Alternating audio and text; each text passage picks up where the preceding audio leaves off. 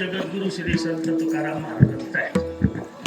मग कीर्तन कोणाचं आहे असं जर विचारलं तर तुम्ही छापलंय आमचं, पण अभंग आमचा आहे का? होय बाबा, अभंग तुका म्हणे म्हणला का सचिन म्हणे म्हणला, मग कीर्तन कोणाचं? इतकं कळालं तर कीर्तन ऐकावं, नाही तर खुशाल झोपावं.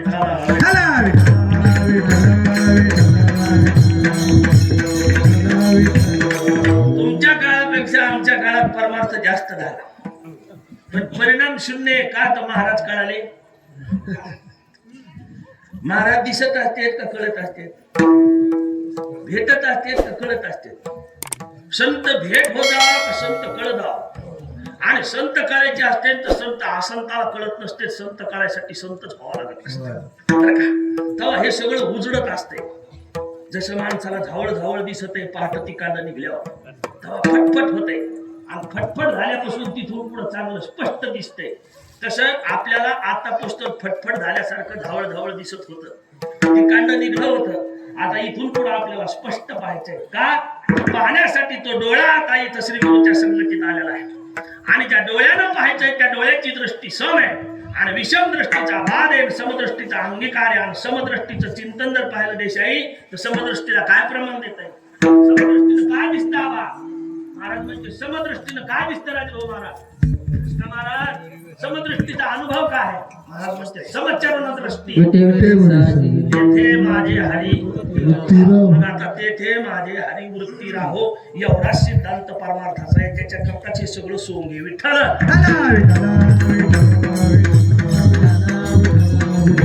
घालून त्याला इथवर रुक्माई झाल्याशिवाय घालायचं नाही. असं फक्त असं मोकळं बसा. येऊन एखादं पाहू नका, खुलू नका, मान घेऊ नका. मी तुम्हाला बरोबर सांगतो कुठं काय करायचं, तर फक्त तुम्ही माझ्या शब्दाकडे ध्यान द्या. विठ्ठल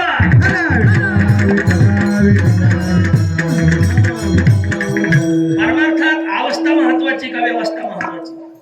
अवस्था. पण महाराज अवस्था जर करायची असेल तर व्यवस्था केल्याशिवाय अवस्था होईल का? जसं आता सप्ताह करायचा आहे आपल्याला, है का नाही? सप्ताह करायचं म्हणजे मंडप लागल, साऊंड सिस्टीम लागल, है ना? इथं युट्यूबचं चॅनल लागल, वाजणार लागते, म्हणणार लागते, है का नाही? पंक्तीवाले दुसूर अवीर अन्नदाते लागते, देणगीदार देणारे देणगीदार लागते, ऐकणारे लोक लागते. कारण आजकाल लोक यासाठी माणसं कीर्तनाला जमणार, म्हणून माणसं कीर्तनाला चालणार. विठ्ठल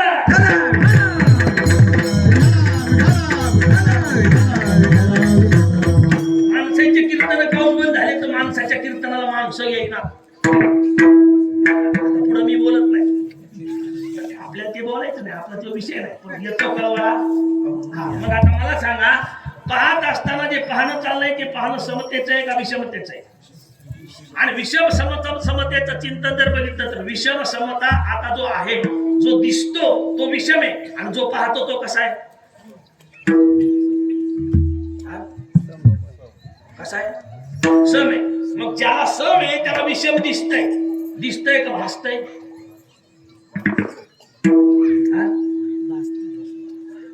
आता माझी सावली तुम्हाला दिसायली, दिसायली का भासायली? आता माझी सावली तुम्हाला दिसायली बाबा, दिसायली का भासायली? दिसती म्हणावं तर ती खरी आहे का? आणि खोटी म्हणावं तर दिसली नाही का? मग तिला खोटी म्हणता येईल का? आणि ती खरी आहे का? मग ते खरं नसतं आणि ते खोटं नसतं, त्याला शुद्ध ब्रह्म म्हणजे भास म्हणी जावं. आणि एवढा भास निवृत्ती करतात फक्त सप्ताह आहे. विठ्ठल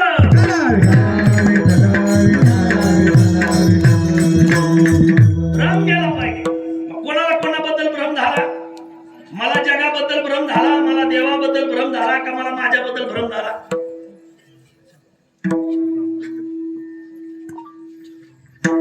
आता मला सांगा, सगळ्या लोकांच्या डोक्यात टोपी आहेत, आहे का नाही? केदार मामा माझा तुम्ही डोक्यात टोपी घातली का? टोपीत डोकं घातलं? हा, टोपीत डोकं घातलं. आता समजा आमच्या आजचे यजमान हार घालायला उठले, याच्या डोक्यात टोपी आहे का? आणि न टोपी घालता जर उठले तर चौकदार म्हणतील तुम्हाला कळतं का महाराजाला हार घालताना डोक्यात काय घालावं? मग डोक्यात टोपी घालावं का टोपीत डोकं घालावं? टोपी डोकं. आता आपण अंगात कपडे घातले का कपड्यात अंग घातले? आपण पायात बूट घालतो का बुटात पाय घालावं? बुटात पाय घालावं. मग आपण व्यवहारामध्ये या सगळ्या गोष्टी सोयीच्या म्हणतो का उलट्या म्हणतो?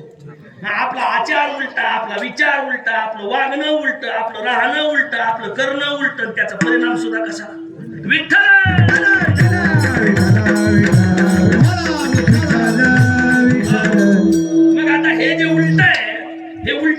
करायचं सोयीचं करायचंय, पण हे उलट आहे अशी या उलट्याची सिद्धी कोण करून द्यायलाय?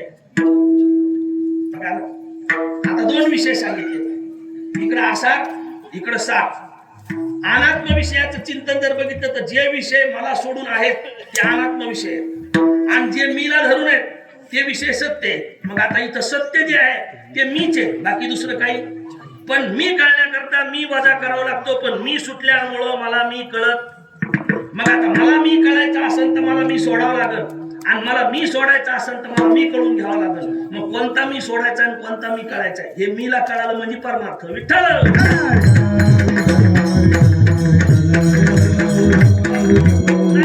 भजन आपल्याला, तुम्ही आता आपण सगळे आपण आला एकत्रित बरं का मला. तुम्ही आता ज्येष्ठ आहे महाराष्ट्रभर, तुम्ही सगळ्या कीर्तन करायला राहिलेले. आता देशाही आमचे सवंगडीचे केदार मामा तर मामाचे, भजनी मंडळ सगळं मामाचं गाव आहे, सगळं गाव मामाचं आहे, म्हणून मला काही अडचण.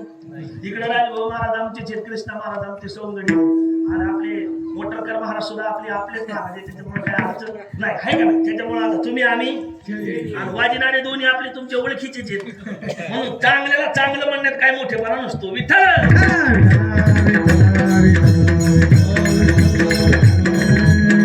एक मनुष्य लग्नाला गेल्यावर लग्न दाजी 5 स्टार हॉटेलमध्ये होतं तिकडं संभाजीनगरला, आणि त्या महाराज त्या हॉटेलमध्ये जाताना ओनली 4 व्हीलर अलाउडेड, 4 चाकाचीच गाडी त्या हॉटेलमध्ये प्रवेश करू शकत होती. आणि गेलेला माणूस माझ्यासारखा रुग्ण होता, तो शिडको बस स्टँडला उतरला, तिथून 3 चाकाचा रिक्षा केला आणि बस स्टँडला गेला. बस स्टँडवरून पुन्हा त्या हॉटेलमध्ये गेला, दरबारानं द्वारावर उभा केलं, म्हणला 3 व्हीलर अलाउडेड नाही, उतरा खाली. खाली उतरले. आता ती बाई, मी रुग्ण म्हणल्यावर बाई कशी असेल, तिला हाय फाय असेल का, ती रुग्णीच असेल. मग ती आमच्या संघ, आम्ही तिच्या संघ, आम्ही दोघं पुढे चालता चालता हॉटेलमध्ये गेल्यावर तिथं काही श्रीमंत लोक होते. आता श्रीमंत लोकांचे थाट वेगळे असते, ते कपडे, इलू इलू बोलणं, इलू इलू खाणं, इलू इलू पाहणं, है ना.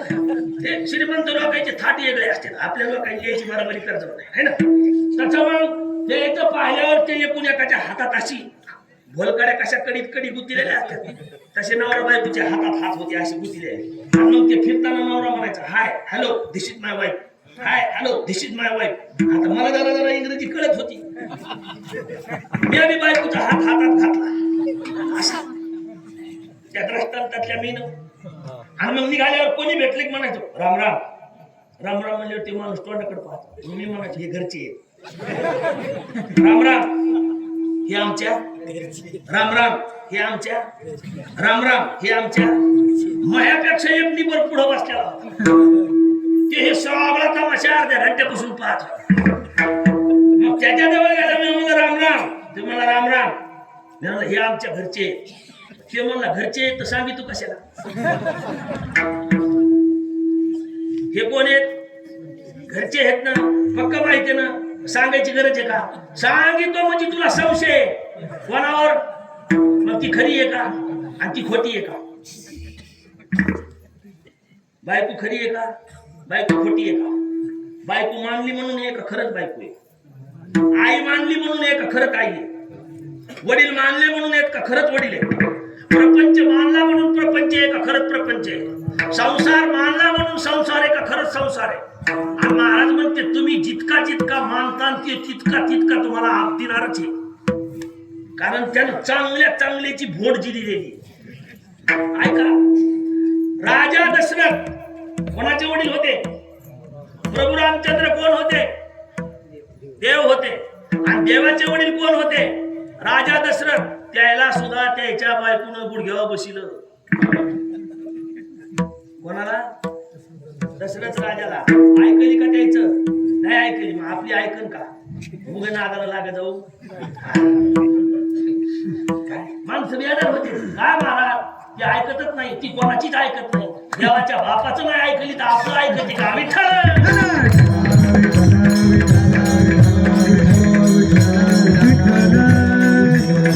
बेजार नाही व्हायचं, तिला फक्त ओळखायचं, तिला एकदा ओळखिलं की ती आपल्यावर परिणाम करीत. जुन्या दृष्टांत आहे, गुरुजी बापूराव महाराज सांगितले असते, परतुरकर बायको ओळखी दावा का पसंत करी दावा. आता ते झालं तुमचं, आमचं बदललं का? आपल्या काळात कसं करीत आहोत? तुमचं नाव काय? हरिभाऊ. हरिभाऊ आपल्या काळात बायको ओळखी द्या का पसंत करीत आहोत? ओळखी द्या. बर आता तुमचं झालंय का? मग तुम्ही पसंत केलं तर आमच्या भाऊजाईला ओळखी द्या. आपला आपल्यात तपासायचं. पहा बर का घोळ होत असतो. कारण घोळ झाला म्हणून सरकार आलं. विठ्ठल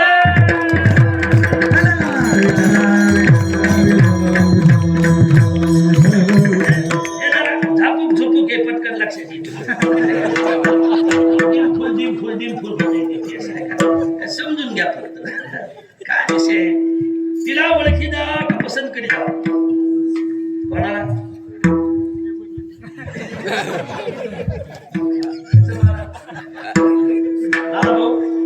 बायकोला ओळखी द्या का पसंत करी द्या? बर मग आता आपण बायको ओळखली, मग जिला बायको म्हणतो ती बायको आहे का?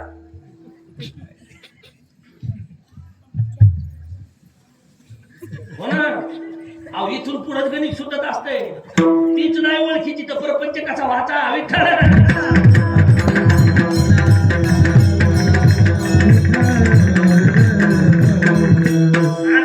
ओळखीची नाही, तिच्याशिवाय प्रपंच होत नाही. तो वाढाव म्हणून रोज देवाकडनं घासायला. गणित पाहणं कसं आहे. आता तुम्ही खरं इमानदारीनं सांगा, आपण सगळे कीर्तनाला सहज येतो का धाक धाक येतो? नाही देवळा तरी पाठ पाया पडायला जात असतो तर सहज जातो बाबा का धाक धाक जातो? तुमचा अनुभव स्पष्ट आहे, आमचा अनुभव स्पष्ट नाही. आम्ही सहज देवळात जातो का धाक धाक जातो?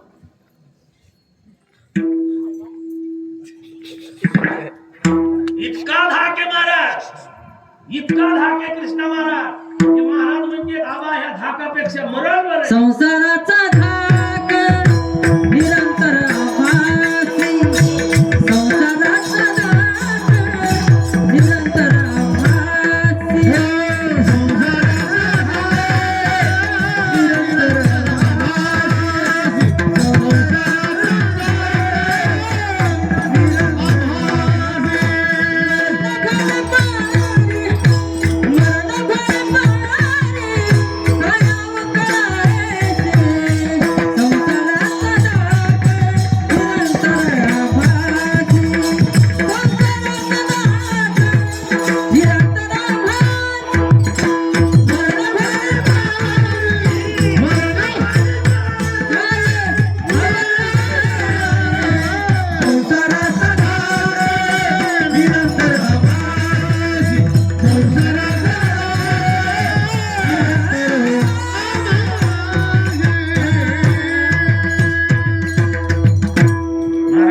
संसाराचा धाक निरंतर. कोणाला धाक आहे संसाराचा? संसाराचा धाक कोणाला?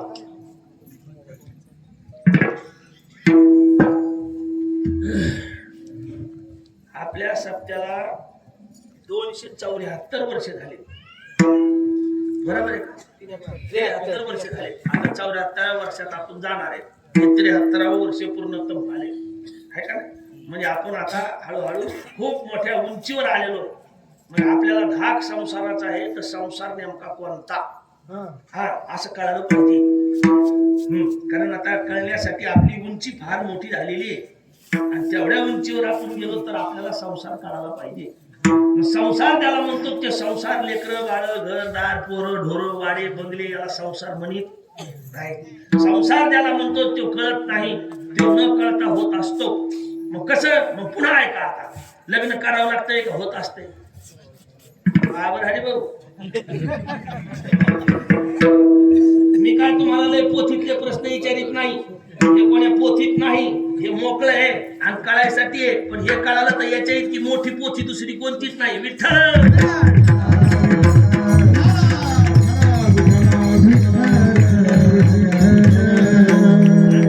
आता इथं कळालं नाही तर पोथी झाल्याशिवाय राहायची. म्हणून पोथी ऐका. लग्न करीत असते का होत असते? जबाबदार महाराज तुमचं नाव काय? प्रकाश महाराज. लग्न करीत असते का होत असते? मोकळं खेळा ना. काहीतरी एक उत्तर देऊन टाका सवाल जवाबात, हो नाही तर नाही. होय भया, त्याला काही इतका ताण घ्यायचा. लग्न करीत असते का होत असते? होऊ न करीना. आपली परिस्थिती तशी झाली आता सगळं. ज्याला करावं वाटतं त्याचं होईना, ज्याचं झालं त्याची फजिती झाल्याशिवाय राहील काय करणार. म्हणजे घोळ झाला की नाही सगळा. हा, मग आता हे कळालं पाहिजे आपल्याला, लग्न करावं लागतंय का होत असते.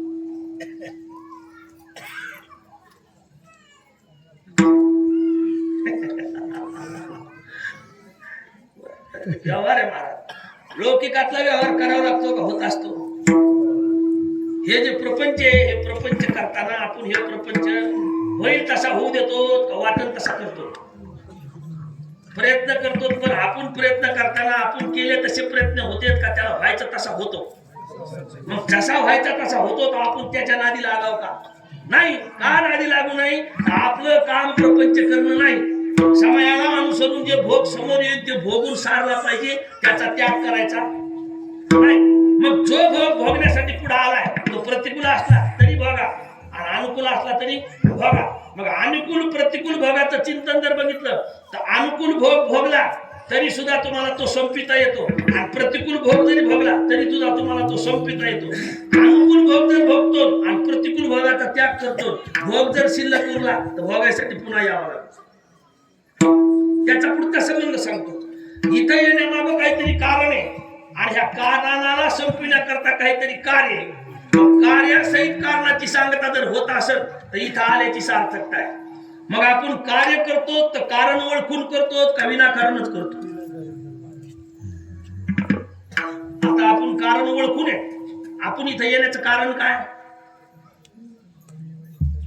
ते संत बाबतीत झालं, आपल्या बाबतीत झालं. आपल्या बाबतीत चाललं बाबा, प्रमाण आपलं समर्पक, पण ते तुमच्यासाठी संतासाठी. आपल्या बाबतीत जनरल बॉडी चालली, जनरल बॉडीची जी मीटिंग आहे जीबीची आहे का नाही, संचालक मंडळाची नाही, जनरल मीटिंग आहे. मग आपण नरदेहात आलो, ह्या जीवाला नरदेह मिळाला. नरदेह कशासाठी मिळाला.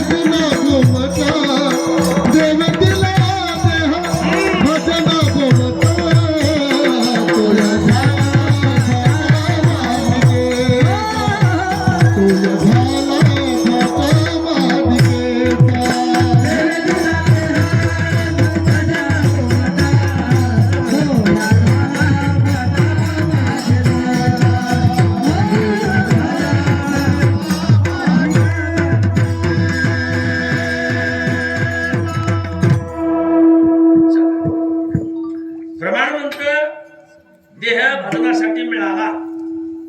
देह मिळाला तर भजनासाठी मिळाला म्हणल्यानंतर आधी जी सामग्री आपल्याला मिळाली ती ज्याच्या करता मिळाली, जी मिळाली ती कळून घ्यावा का ज्याच्या करता मिळाले ते करावं.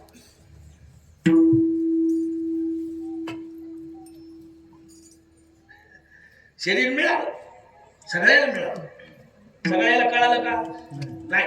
मग ज्याला कळालं त्याला मिळालं, ज्याला मिळालं त्याला कळालं. काहीला मिळालं पण आणि काहीला कळालं पण, काहीला मिळालं पण कळालं. मग आता ज्याला मिळालं त्याला कळालं, त्यानं काय करावं तर भजन करावं. ते भजन करायले. ज्याला शरीर कळालं ते काय करायले, भजन करायले. आणि ज्याला शरीर मिळालं नाही ते काय करायले, ते भजनच करायले. आता याच्या गळ्यात टाळ आहे म्हणजे हेच भजने आहेत का सगळेच भजने आहेत? सगळेच भजने आहेत. मनुष्यता तसं करत आणि स्वभाव होता. मग आपण सगळे स्वभावानं भजने भजनशील आहेत भजने आहेत तर मग यायला भजने काहून म्हणायचं? आता सध्या सीजन कामाचं आहे का नाही? कोणाचे ज्वारी उभे आहेत, कोणाचे गहू कापायचे, कोणाचे हळदी काढायला आल्यात, कोणाचे ऊसाची फुडं आलीत, काहीतरी काम आहेत. म्हणलं बा तुम्ही सप्ताह भावनाला काऊन येत नाही? छे म्हणले की काम बनत नाही. आमच्या मागं काय आहे? आमच्या मागं काय आहे? आणि भजने कसे आहेत? भावनाला येत नाहीत काऊन येत नाहीत म्हणजे आमच्या मागं काय आहे? काम आहे. आणि भजने कसे आहेत?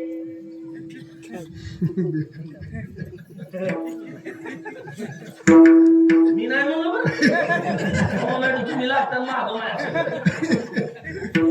भजने कसे आहेत? भजने कसे आहेत? आता अजून सांगतो बाबा. तुमचं नाव काय मला? नाही हे काय निकम. हे उज्ज्वल महाराजासारखे जर असे नवीन महात्मे भजनाला निघाले, वाट्यावर बसणारी माणसं यायला 2 रुपये देऊन सत्कार करते, काही यायला खवळा खवळी करते. वाट्यावर बसणाऱ्या माणसाच्या पोटात आकडा उठवतो यायला पाहिजे असं खट खट खट कर करते. जाग्या असे आपटीचे धुन उचलेवाने आणि त्याला म्हणजे उज्ज्वल अरे भजन पोरा सोरायचं काम नाही ते रिकाम्या माणसाने करावं. काय म्हणते? भजन पोरा सोरायचं काम नाही ते रिकाम्या माणसाने करावं. ते खरं बोलत येत का खोटं बोलत येत? हा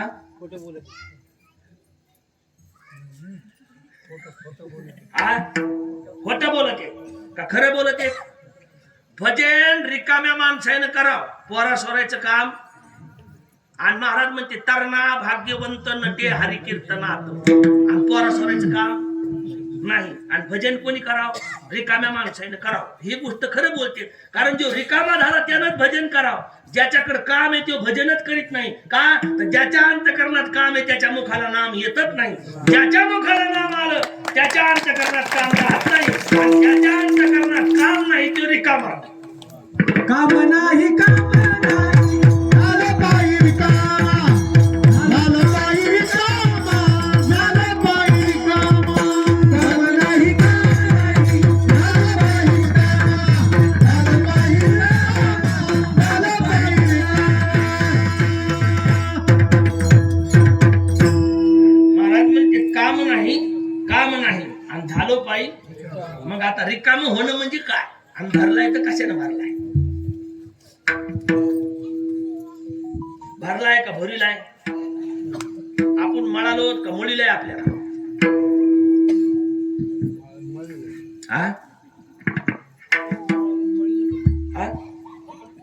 आपणच म्हणालो. कशात म्हणालो? प्रपंच मळीतो का? मळवायला प्रपंच असावं लागत. ते काय असला तर मळवीन, नसल्यावर काय मळवीन? वासना कशी काय मळवीन? विषय असला तर वासना मळवीन. प्रपंचच नाही तर विषय आहे का? विषय असल्याशिवाय प्रपंच कसा होईल? बरोबर प्रश्न आहे. पण प्रपंच जर आहे म्हणावं तर महाराज म्हणते प्रपंच एक ढाला होता ही तो समूळ मित्य वार्ता. न ढाला प्रपंच आहे परब्रह्म अहम स्वहम ब्रह्मा कळले विठ्ठल.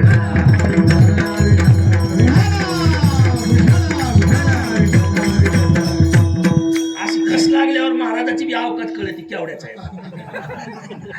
नाही तर मग काय वगैरे वरून रुटत हाणायचं आणि सकाळी गप्पा रातचं कीर्तन धुप्पण. अरे कीर्तना धुप्पण काढीतून मग करतो काय बड्या? वा कीर्तन धुप्पण काढायला असते काय नाही. कीर्तना धुपन गिपन काढी जाऊ नये. कारण कीर्तना धुपन घाली जावा का काढी जावा? महाराज म्हणते नका डोळे धुरा तुका म्हणे हे लौकिकच्या व्यवहारे. नका डोळे धुरा भरोनी. लौकिकाचा व्यवहार पाहत असताना लौकिक व्यवहाराला कासाया सत्य मानिला. संसाराला सत्य मानलंय म्हणून संसार आहे. वास्तविक मानलं नाही तर संसार आहे का? मग मान मान्यता जी चालली ही मान मान्यता आपल्यासाठी फायद्याची आहे का मातीत घालायची? तरी बी आपण मान मान्यतेच्यात मागे प्रक्रिया पहा. महाराजांची सांगतो बापूराव महाराजांची बाबा या जगाला भाव आपल्यामुळे का जगामुळे आपल्याला भाव आहे?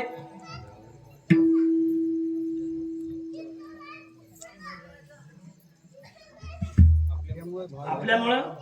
तुमचं नाव काय महाराज? प्रकाश. आता मला सांगा, एखाद्या खोलीत अंधार असेल आणि तुम्हाला तिथं नेलं, अंधार राहील का? बघा, अंधाऱ्या खोलीत जर प्रकाश नेले, अंधाऱ्या खोलीत जर प्रकाश केला तर खोलीतला अंधकार राहील का जाईल? अंधकार निवृत्तीला तिथं कारण काय झालं? प्रकाश झाला. मग जिथं प्रकाश आहे तिथं अंधकार राहत. आणि आपण स्वतः स्वयंप्रकाशित आहेत, त्याला म्हणा आत्मज्योती. आणि ती आत्मज्योती ही स्वस्वरूप आहे. आणि त्या स्वस्वरूपाला म्हणायचं चैतन्य. ते चैतन्य ज्ञान आहे, तेच चैतन्य सुख आहे, तेच चैतन्य आनंद आहे, तेच चैतन्य ब्रह्म आहे. आणि तेच चैतन्य म्हणजे मी आहे. हा सिद्धांत आहे. एवढं कळण्याकरता उपाधी माझी गुप्त, चैतन्य असे सर्वगत, आणि ते तत्वज्ञ संत स्वीकारिती. मग सततत्व संतांनी, तत्वज्ञ संतांनी चैतन्य स्वरूपाचा अंगीकार केला, म्हणजे प्राप्ताच्या प्राप्तीचा संबंध लावला. अप्राप्तीसाठी भजन केलं नाही, अप्राप्ताच्या प्राप्तीसाठी भजन केलं नाही. मग आमचं भजन अप्राप्ताच्या प्राप्तीसाठी आहे का प्राप्ताच्या प्राप्तीसाठी आहे? आमच्यात रोज देवाकडे मागण्या आहेत. वाढावे संत,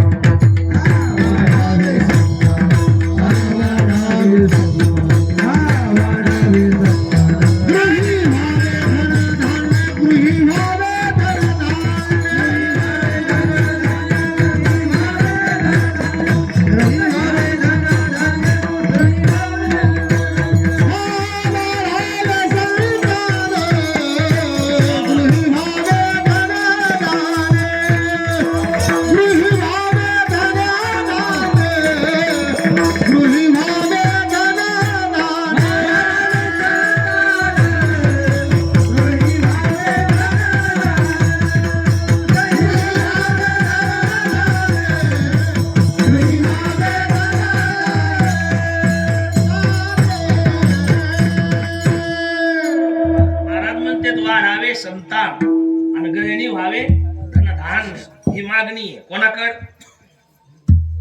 कोणाकड? देवाला काही देता येतंय का? देवाशिवाय काही भेटत आहे का? मग जे देत नाही त्याच्याकडे मागाव का? आता समजा असं गृहीत धरा, माऊली, भगवान महाराज आणि आम्ही तिघ जण सख्खे भाऊ आहेत, एकाच बापाचे पुते. आमच्या बापानं वाटण्या करताना आम्हाला सगळं खरडून दिलं. म्हाताऱ्याजवळ माग काही 10 रुपये ठुले नाही. ठुलेत का? तुमच्या देखत वाटण्या केल्या नाही का? सगळं आमच्या हिश्याला दिलं. पण आम्ही दोघांना कार्यक्रम करताना ह्या दोघांना सांभाळलं, आम्ही पांगिलं. मग आम्ही पुन्हा म्हाताऱ्याकडे मागाव का? आणि मागितलं तरी म्हातारं देऊ शकतं का? द्याचं जरी म्हणलं तर म्हाताऱ्याजवळ काही आहे का? आणि असं देवाचं नाही का? देवानं देताना आपल्याला कंजूसी केली का? हात मोकळा करून सगळं दिलं. दिले इंद्रिय हात पाय कान डोळे मुख बोलाया वचन जन तू जोडस नारायणा नाथ जीवा पाया भवरो. दिले इंद्रिय हात पाय कान डोळे मुख बोलाया वचन जन तू जोडस नारायणा नाथ जीवा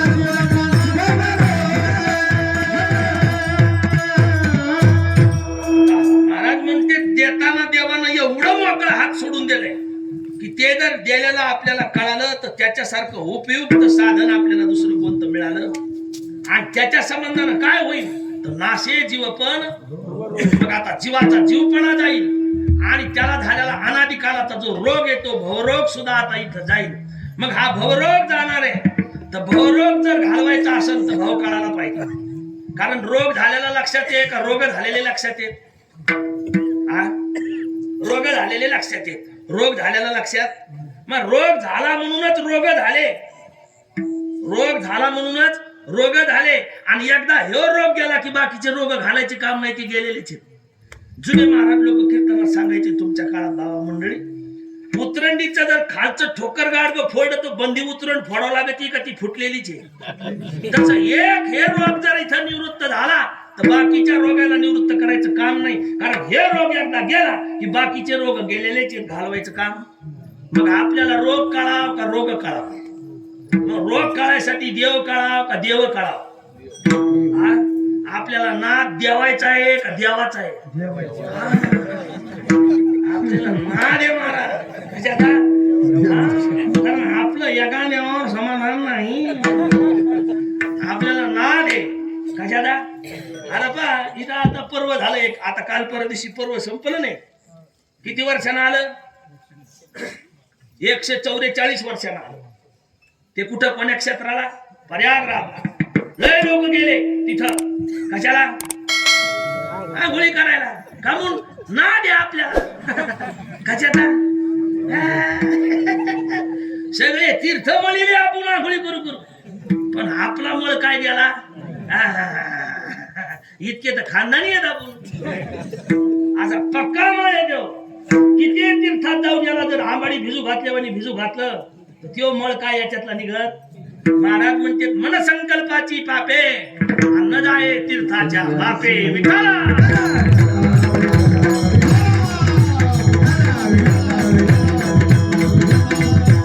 मनसंकल्पाचं पाप जर घालायचं असेल तर काय करावं लागेल?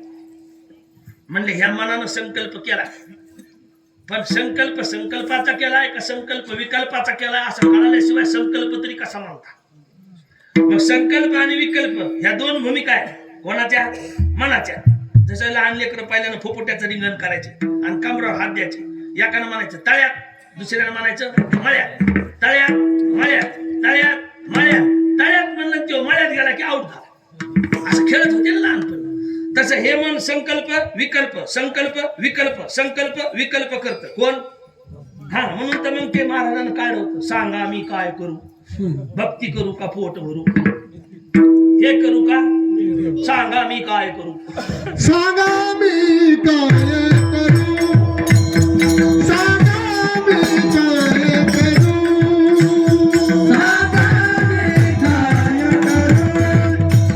सांगा मी काय करू? सांगा मी काय करू? भक्ती करू का पोट भरू? भक्ती करू का पोट भरू? सांगा मी काय करू?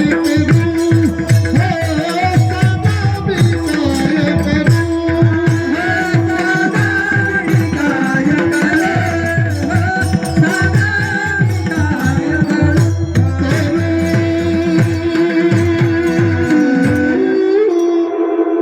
महाराज म्हण तुकडोजी महाराजांचं पद आहे. तुकडोजी महाराज आपले राष्ट्रसंत आहेत. त्याचे प्रकरण आपण आपल्या प्रमाणात घेतो. वारकरी संप्रदाय त्याचे प्रमाणात स्वीकारतोय. आणि मग महाराज काय करू म्हणल्यानंतर महाराजांनी सांगितलं फक्त भक्ती करा. भक्ती करा म्हणल्यावर भक्ती करताना पुन्हा भक्तीचे प्रकार सांगा. किती प्रकार? म्हणले 9 प्रकार. 9वीला भक्ती सांगितली. 9वीला भक्तीमध्ये सर्वश्रेष्ठ भक्ती कोणती सांगितली? श्रवण भक्ती श्रेष्ठ सांगितली. म्हणून प्रमाण म्हणतं श्रवणाचे निशे बैसावे साम्राज्य भवनी सुखी राहावे. मग आता श्रवण करणारी मंडळी जी आहे, आता तुम्ही मंडळी श्रवणाला बसले, जेवढे मंडळी श्रवणाला बसले, जे मंडळी श्रवण करते, ज्यांनी श्रवण भक्ती अंगीकारात घेतली ते श्रवण करायले म्हणजे ते अर्जन करायले. श्रवण करायले म्हणजे काय करायले? अर्जन करायले. आणि पुन्हा प्रकरण असं सांगतं ब्रह्मरसाचे पारणे अर्जुना लागी केले नारायणे. मग आता जो अर्जन करतो तो अर्जुन आहे. आणि मी जी आता इथं बोलतो हे जे काय वाणीतला उच्चिष्ट प्रसाद श्री गुरुमुखातून आलेला तुमच्या समोर प्रतिपादन व्हायला हा आमच्या श्री गुरुचा प्रसाद. आणि त्या श्री गुरु प्रसादाचा जो उच्चिष्ट आहे ते तुमच्या समोर यायले. हे अर्जन करणं, हे अर्जन करून अंतकरणातला मळ घालविणं, अंतकरणात अनादिकाल असलेला अंधकार घालविणं, याला आता इथं सिद्धांत सांगितला ब्रह्मरस. आणि हा ब्रह्मरस सोपा नाही, अवघड आहे. पण ब्रह्मरसा एवढं सोपं काही? मग महाराज म्हणते तुका म्हणे सोपे आणि शहाणा तो धनी. मग आता जो शहाणा आहे तो हा ब्रह्मरस घेतो. एकटा घेतो का दुसऱ्याला देतो? याविषयी काय प्रमाण? शेविहारस वाटितो निका, शेविहारस वाटितो निका, शेविहारस वाटितो निका.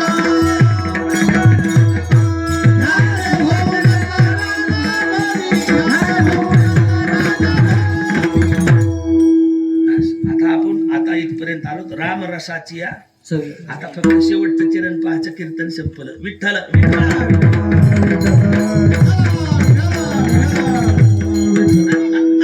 हे असे सडक लावलेलं बोरा असतं का नाही? ते कुंकुन फिरून आलं तर कुठं येतं? त्याच्या महाराज अभंगात कुठं फिरला तर पुन्हा कुठं आला पाहिजे? नाही तर काय कायला ना दे पहा बरसातीमध्ये पंधाड निघतो, ठोकर पंधाड, आणि पंधाड निघाल्यावर ते पंधाड खायला एक जात सोकती, त्याला काय म्हणते? हा? नाही बाबा, म्हैस इतकं नाही खळडी, हलगट नादी लागू लागू खळडीत आहे. कोणाला कोणाला? आणि खळडीता पिपळगावच्या पुढं गेलं, झाकड पडली तरी त्याला फुट्याचं ध्यान होत कोणाला? त्याचं हे नवलं उभा राहतंय, जेत अभंग घेतय आणि जेत पंधराच्या नादी लागत आहे, आणि जसं म्हणतात बुवा गळत आहे, 11 वाजले तरी अभंगावरच येत नाही. कोण?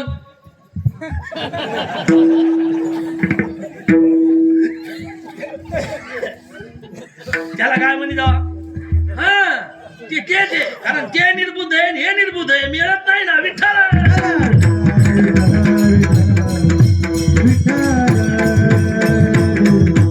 आपल्याला कोणाची उपेक्षा करायची नाही, आपल्याला वास्तव बोलायचंय. महाराज म्हणते बा, ब्रह्मरसाचे पारणे अर्जुना लागी केले, महाराजांनी प्रमाण दिलं, सेवितो हा रस वाटितो आणि का, आणि मग आता घ्या रे, होऊ नका. हा, मग आता घ्या म्हणले बाबा, कारण आता जर हा ब्रह्मरस घेतला नाही तर पुन्हा कधी मिळायचा? आता ब्रह्मरस म्हणलं की काही काहीच्या अंगाला काटे येतील पहा, ते असे कडकड बोट मोडीचे, ते म्हणजे चिभळड्याला आणलं कुठून? माया, जड, जीव, चैतन्य, ब्रह्म याच्या पलीकडे यायला काही सांगता येतच नाही म्हणले. ते सांगितले, याच्या पुढे काही आहे का? हे जर काही काढलं तर इथं काही आहे का? इथं काही आहे का? मग जे आहे ते कळून घ्यावं का जे नाही ते कळून घ्यावं? मग पोथीत अध्याय निघतो, आपल्या पोथ्या चालतात ना, पोथ्या ऐकल्या पाहिजे. सूक्ष्म संशय निराश होतो पोथीमुळं. पोथी वाचणं सोपं नाही, आणि पोथी ऐकणारा वाचणारापेक्षा श्रेष्ठ आहे का?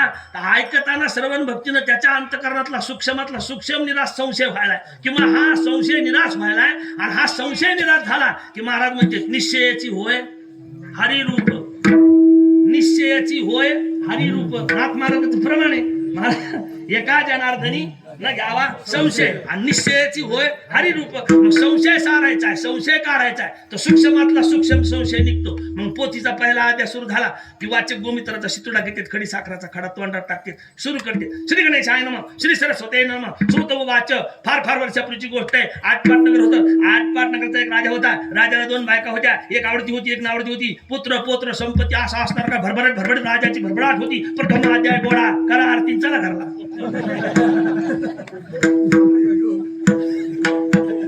झाला ना? सांगणाऱ्यानं सांगितलं महाराज, सांगणारे सांगायले आजही सांगतेत. का सांगतेत? तर त्याचा जन्म सांगण्यासाठी येतो कळवळा, ते व्यर्थ सांगित नाहीत. सांगणारा तर जन्म त्याच्या करता नाही, पण ते सांगायलेत काय हे आपल्याला कळालं नाही तर आपण त्याला विचारलं पाहिजे. पण आपण विचारितो का आद्या झाल्यावर लगेच चटका हाणतो. पान गणित कसं सोपं सांगतो, एकदा भजन करा विठ्ठल.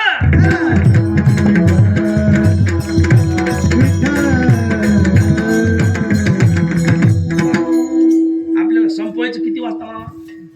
11 वाजता बरं का. कारण मी काल लय मोठ्या परंपरेच्या सप्त्यात होतो मोतीगावांना, सांगू नाही पण सांगतो. 12 गाव भजनी मंडळाची परंपरा आहे, पण तिथालच्या उपाध्यक्षानं मला 11 वाजता मोबाईल दाखिला. म्हणला महाराज कवर.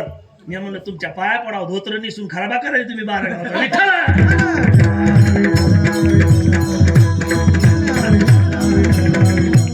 9:30ला तुम्ही कीर्तनाला उभा केलं, आणि 11 वाजले की तुमच्या मांड्या दम धरीनात. मग तुम्ही कीर्तनाला कशाला आले? घरी झोपायचं होतं. मी बोलवायला आलतो का? तुम्ही आलते माझ्याकडे तारीख घ्यायला. मग कीर्तनात कोणी बसावं? तुम्ही का? म्या? मग मोबाईल दाखव का? नाही. असं झालं काल म्हणून आज सांगायला लागलो. बरं मग आता ऐका. खटलं होतं बाबा, एक खटलं, जुनी भाषा आहे. खटल्याला कर्मधर्म संयोगानं 3 पोरी होत्या. 2 पोरी माझ्यासारख्या रुमण्याच्या गळ्यात बांधल्या. आता राहिली एकच पोरगी. बाया नेमक्या माणसाला चोटीत गवशीत्या. हा आहे का नाही? जसं त्या खैबर खिंडीत बाजी प्रभूनं खैबर खिंड लढली होती का, तसं खिंडीत हे मालक आलं, हातपाय धुतले, ताटावर बसलं, घास मोडून तोंडात घालायचा की त्यानं खर्जामध्ये स्वर काढा माऊली मार. खर्जाचा स्वर असतो ना, मला नाही कळत पण म्हणतेत म्हणून म्हणतो. मग त्या म्हणल्या तोंडात घास घालायचा मालकानं की यायचं सुरू होतं. होय त्याला तर असं वाटत उगाच घरला सगळ्याला बरं का त्याच नाही आपण सगळे त्या सूत्रात बसतो दुसरी भानगडत नाही त्यानं बळच कट कट कट गिळला तो घास पाहिला दुसऱ्या माणा तोंडात घालायचं होय कट कट गिळला दुसरा बी घास चतकुर चपाती बळच खाल्ली पण बाईनं काय ते सोडलं त्यानं घास माणा तोंड होय तो म्हणला घंटा झालं होय पुढं बोलती का ती म्हणली दोन्ही पोरीचं वाटोळ केलं रुमण्याच्या गाड्यात बांधल्या ही एक उरलीच तरी कल्याण करा यानं लगेच हात धुतला कपडे थैलीत घातले मोठ्या पाहुण्याच्या बैठकीत गेला आता मोठ्या पाहुण्याच्या बैठकीत गेल्या पाहुणे म्हणले तुमची बॅलन्सची तयारी मला मागं पुढं पाहूच नका ती रोज बी होय होच करायची मला कटाळा आला मला केवढा मोठा नवरदेव पाहा तेवढा पहा पैसे मी 2 एकर की तो पण तो नादच करायचा मला नवरदेव साता समुद्राच्या पलीकडे परदेशात नोकरीला होता त्याला तवा मोबचे एसटीडी होता तवा काय मोबाईल नव्हता फोनवर संपर्क केला तो म्हणला मामा मी येईन पण एक रातभर राहीन दुसऱ्या दिवशी वापस जाईन मला सुट्टी भेटत हा पोरगी मला पसंत आहे मी पाहिली नसली तरी पसंत आहे पण हे म्हणला बाबा आल्या सरशी रातच्या रात राहा लग्न लावून मग जा लग्न झालं ते घेऊन गेलो मग आता आली दिवाळी मी कशा करता सांगायलो हे ध्यानात आहे का काय तर पुन्हा हलगटावानीच वाच हो ना हे दृष्टांत कशा करता चाललाय हे ध्यानात आहे का जे महात्मे पोथी सांगायले त्याला आपण विचारलं पाहिजे की हे असं आहे तर हे काय आहे याचा अर्थ काय याच्या करता मी हे सांगायलो दृष्टांत दिवाळी आल्यावर पुन्हा हे नेमकं रानातून आला हातपाय धुतले जेवायला बसलं घास मोडा की त्यानं पुन्हा ते सुरू केलं होय म्हणलं आता काय हो त्या म्हणल्या लग्न झालं हो पण आता दिवाळी आली हो म्हणला मग म्हणली बोळवण करावं लागेल हो मग आता लहान्या पुरीची बोळवण करायची म्हणजे मोठ्याला सोडता येतात का मग उंची प्रमाणे जावाई बनले ज्येष्ठ मध्यम कनिष्ठ तिघायला आमंत्रण दिले आता ठेपा जाणं आमच्या सारख्या रूम नाही ना रिक्षे करणं डिझेलचे डुरे लेकरं बाळ घेऊन लगे डग डग डग डग राम राम राम राम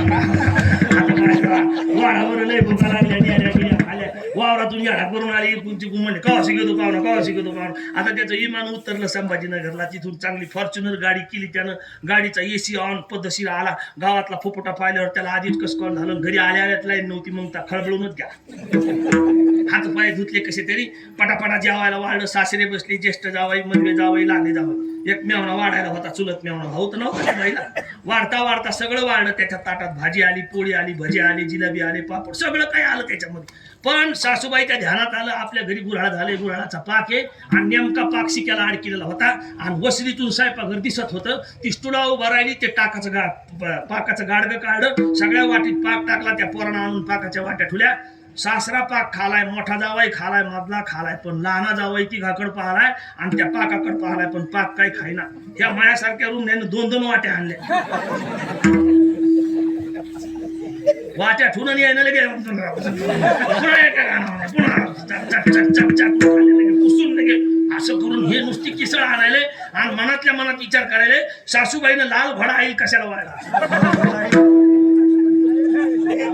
म्हणजे त्याला पाक कळाला त्याला वाटलं जवळ बसलेला एखाद्या साडूला विचारावं तो साडू म्हणून परदेशात राहते पण गेटगळ याला पाकच कळत मोठ्या साडूला म्हणावं साडू हे काय आहे म्हणला साडू म्हणून बाबा आम्ही रुमणे बरे पण हे शिकलं तितकं हुकलं सासऱ्याला म्हणावं मामा हे काय आहे ते म्हणून 10 लाख हुंडा फुकटच गेला ना याला पाकच कळना म्हणजे बाकीचं काय हिशोब आहे बायकोला बालो तो जुन्या काळात पडदे होते लक्ष्म्या बाहेर येत नव्हत्या त्याच्यामुळे त्यानं रोखलं महाराज गटगट गिळलं यायनं 2 वाट्या हाणल्या मग मला आपण खाऊन पाहू म्हणून तर यायनं हात धुतले आता पंक्तीचा नेहमी हात धुतले हात धुवा लागत यानं हात धुतला पण उठता याचं ध्यान त्या पाकाकड वाढता जुन्या शाबादी फरशा होत्या मोठ्याल्या त्याच्यावर एक थेंब पाडा होता त्यानं एक बोटाला थेंब असा घेतला सगळ्याची तोंड तिकड झाली याचं तोंड त्याच्याकडे एकूण एकाकडे पाठी सगळ्याच्या शाळामध्ये अमोल महाराज सकाळी सावधान विश्राम सावधान तितक्या गडबडीत पोरग नाकातला मेकूड काढून खातो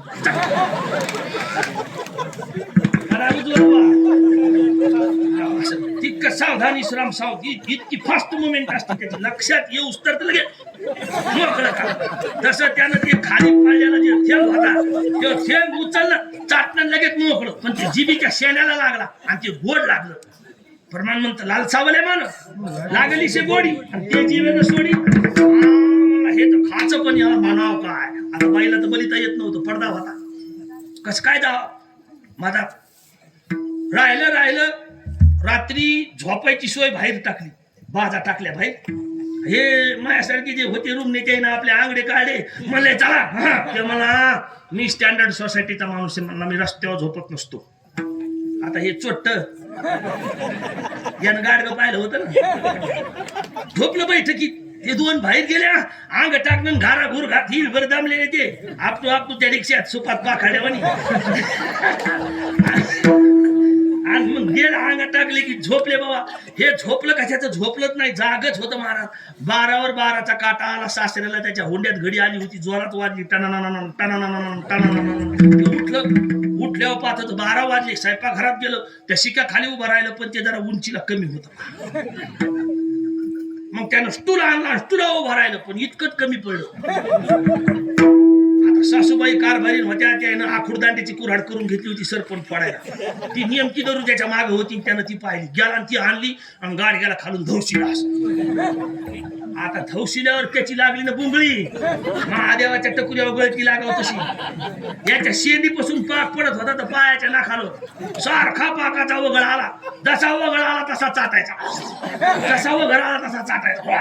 चाटू चाटू चाटू याची निश्चिती झाली. मला बास आता खाचा. मग पाकानं सर अंग चिकट झालं आणि याच्या ध्यानात आलं, याची सरी भोड जिजली, ध्यानावर आला. म्हणला आता हे चिकट झालं, याला धुवावं लागेल.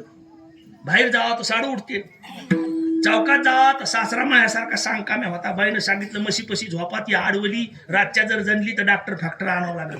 ती चौकातच होती ती. असं सासरा बाजावर झोपल्याला, बायकोला हाका मारवतो, सासूबाई खाली येत्या. सरी भानगड झाली, तितक्यात भोंग्यावाल्याला आवाज द्याला, चला बाबा काकड्याचा टाइम झालाय. मग तर दचकलं, गडबडीनं वशीला आलं तर वशीला कापसाची थपी होती. त्यानं मागचा पुढचा विचारच केला नाही. जसं गेलं तसं कापसातच लोळलं, जसं कापसात लोळलं तसं सारा कापूस चिटकाला आला.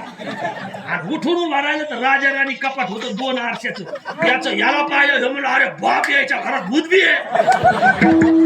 जेच गडबडीनं पळायला गेलं म्हणतात, वसरीच्या चौकटीला अडकलं, 5 खरीत रप पडलं. तिथून उठलं, चौकात जायचं तर मशीच्या दावणीतच जाऊन पडलं भात. आता ते पाळल्यावर ती येडी जात कोणाची, तिला का गद्दी आहे का पद्य आहे, तिनं ते पाळल्यावर ती लागली ना पावली खेळायला. कोण सासूला चहाळ लागला. कारभारी लोकायला चहाळ असतो. धड वाजल्या ती म्हणली, अगं बंडे, ए बंडे. मोठी पोरगी म्हणली, काय आका? अगं डोबट जणलं करू.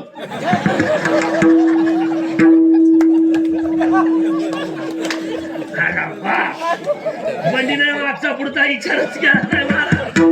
लाईन गेलेली होती, खंदील घातला, सागवानी दादरा होता, दर उतरत खाली आली. 5 खंडी तिकडे फिरली, म्हशीपशी गेली तर म्हणली, आका म्हशीपशी तर काहीच नाही. आका म्हणली, अगं ती जात फिरत असती दावणीत, पाय दावणीत. तिने दावणीत खंदी लावला तर खरं दिसलं ना ते. ती म्हणली, आका हाय पण न्यारच आहे. आका म्हणली, न्यार म्हणजे कसं? म्हणली, म्हैस काळी खा पण हे ढवळं शिपे आहे. आका म्हणली, असते असते होत असते, दचकू नको, नीट पाय पुन्हा. म्हणली, हाय पण याला शेपट बी नाही. म्हणली कोणाला दृष्टांत. हा, मग आता दावणीत पाळल्याला ढवळा हाल्या होता का जावाई होता? जावायला ढवळा हाल्या व्हावं लागलं. खाऊन पाक कळाला. बरं कळाला नाही तर विचारता येत नव्हता का? पण विचारायची लाज वाटली. त्याला वाटलं ह्या सगळ्या गावरान लोकात मी उच्च शिक्षित आहे, मी वेल क्वालिफाईड आहे आणि मी परदेशात नोकरीला आहे, म्हणून माझ्या एवढी अक्कल दुसरं कोणाला नाही. म्हणून ह्या गावढळ लोकायला मी पाक कसं काय विचारू, याचा त्याला अहंकार किंवा शिक्षणाचा अहंकार झाला. विचारायची लाज वाटली. महाराज म्हणते लाज आणि अहंकार हा इथं सोडावा लागतो. आपल्या स्वतःचा पद, प्रतिष्ठा, वर्ण, कुळ, गोत्राचा सगळा अहंकार सोडून अनन्य भावानं श्री गुरुला शरण जावं लागतं आणि त्यांना विचारावं लागतं, सांगा महाराज याचा मतीत अर्थ काय? म्हणून प्रमाण म्हणतं, लाज भय शंका दुरावीला मान. आता लाज भय शंका दुराविला मान. हा मान लाज आणि भय हे जर घालवायचं असेल तर अनन्य भावानं श्री गुरुची शरणागती लागत. पण श्री गुरुची भेट सोपी नाही, अवघड आहे, बहु अवघड आहे. पण महाराज आता संताची भेट जर घ्यायची म्हणा तर संताची भेट घेण्याकरता आपला पहिला विषय झाला आसंत राहून चालत. आसंतपणा घालविल्याशिवाय संत भेटत नाही. तुकाराम महाराजाचं प्रमाण आहे त्यात. तुका मले अंगी व्हावे त्या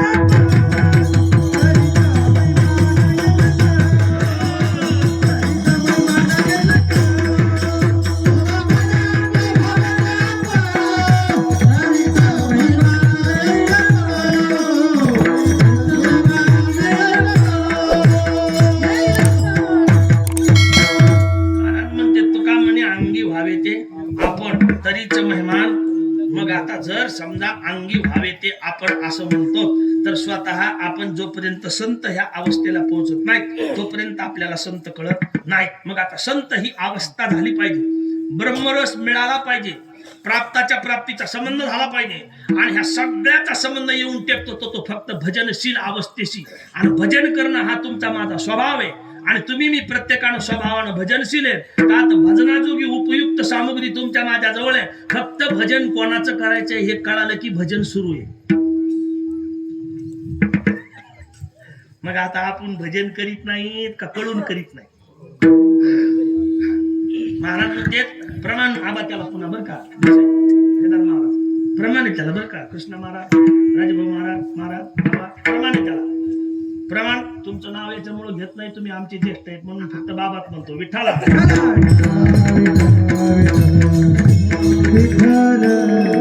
त्याला प्रमाण आहे महाराज म्हणते. हाका मारी ज्याच्या नावे आणि त्याचे नावच नाही ठावे.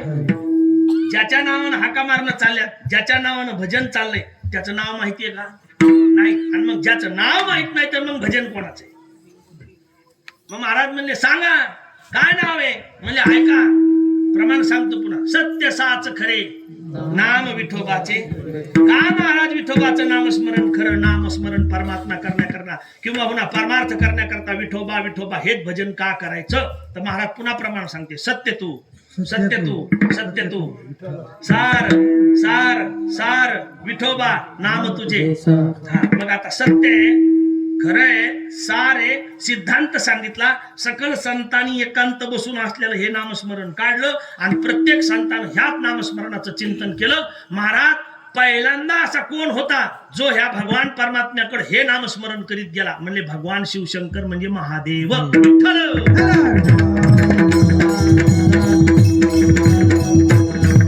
कारण पंढरपूरची पहिली वारी करण्याचा बहुमान कोणाला मिळाला तर भगवान शंकराला मिळाला. भजन करी महादेव देव भजन करी महादेव देव भजन करी महादेव देव भजन करी महादेव. हो नाम तुझी सदा शिव राम तुझी सदा शिव भजन करी महादेव देव भजन करी महादेव भजन करी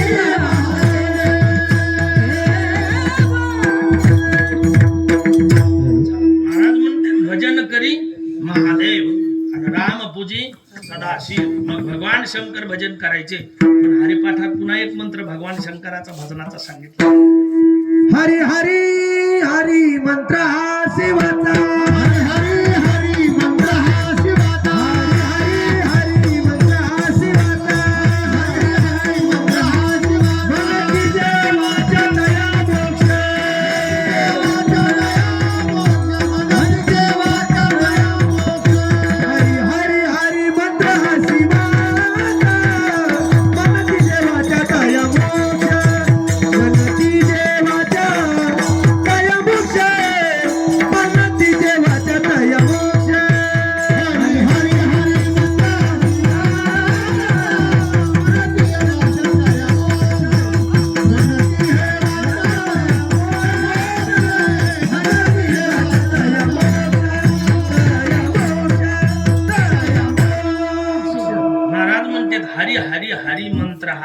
शिवाचा म्हणती जे वाचा. मग आता भगवान शंकराचं चिंतन पाहिलं तर शांती ब्रह्मश्री संत एकनाथ महाराज म्हणते की सगळ्या वैष्णवामध्ये ह्या अख्ख्या वैष्णवाचा जो शिरोमणी आहे तो कोण आहे तर ते श्री महादेव आहे. सगळ्या वैष्णवामध्ये शिरोमणी कोण आहे तर भगवान शंकर आहे. मग वैष्णवाचा शिरोमणी येत म्हणल्यानंतर ते व्रत सुद्धा करीत असते. कारण वैष्णव म्हणलं की व्रत नाही, जो व्रत करतो तोच वैष्णव. 15 दिवसा माझी 1 एकादशी, 12 महिन्याच्या 24 एकादशी आणि 5 जयंत्या 29चा असणार सुट्ट वर्गीकरण करायचं. 20 आणि 9 त्याचा उच्चार करायचा. 20 9 20 9 20 9 ते झाले वैष्णव. असे वैष्णव असा विष्णू व्रताचा अंगीकार जे करते ते वैष्णव आणि अखंड परमात्म्याचं भजन करते ते वैष्णव. आणि ह्या सगळ्या वैष्णवामध्ये शिरोमणी कोण आहे तर भगवान शंकर आहे. मग श्री महादेवाचं चिंतन जर पाहिलं महाराज तर अजून पुन्हा संबंध सांगितला ते प्रत्यक्ष ज्ञानाची दैवता आहे. कारण त्यांच्यापासून हे सगळं इतिगुहेतम ज्ञान प्रगट झालं. त्यांनी हे ज्ञान सांगितलं म्हणून हे ज्ञान माशीच्या पोटात मच्छिंद्रनाथानं ऐकलं. मग आदिनाथ उमा बीज प्रगटले मच्छिंद्रा लागले सहस्थिती त्याची प्रेम मुद्रा गोरक्ष केली आणि पूर्ण कृपा झाली. महाराज पुन्हा म्हणतात आदिनाथ गुरु सकल सिद्धांचा मच्छिंद्र तयाचा मुख्य शिष्य मच्छिंद्राने बोध गोरक्षाशी केला. गोरक्ष वळला गहिनी प्रती गहिनी प्रसादे निवृत्ती दातार ज्ञानदेव सार जोडविले. आता ह्या कीर्तनापर्यंत हे सगळं चालू आहे. कोणाचे उपकार आहेत तर भगवान शंकराचे उपकार. पण भगवान शंकराला कळून भगवान शंकराचं भजन केलं तर काय होतं तर महाराज म्हणतात वाचे वदता शिवनाम दयान बाधी क्रोधगा. भगवान शंकराचा उच्चार जर सारखा शिव शिव शिव शिव असा झाला तर अंतकरणात कामा क्रोधा नाही चाली होती झाली समता. देवतयाज वरी असे पापनासे दर्शने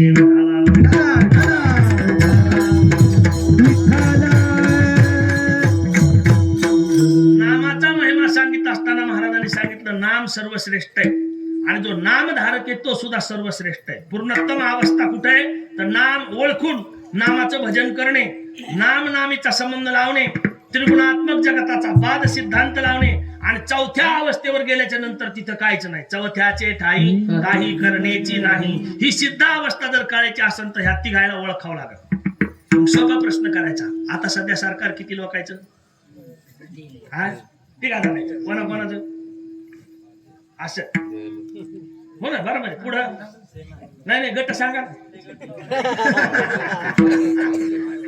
हा हा अजित पवार बरोबर आहे का नाही. हे झालं आपल्या महाराष्ट्रातल्या सरकाराचं आहे ना. काल्याच्या प्रकरणात पुन्हा सरकार सांगितलं आबाग दुबाग तिबाग.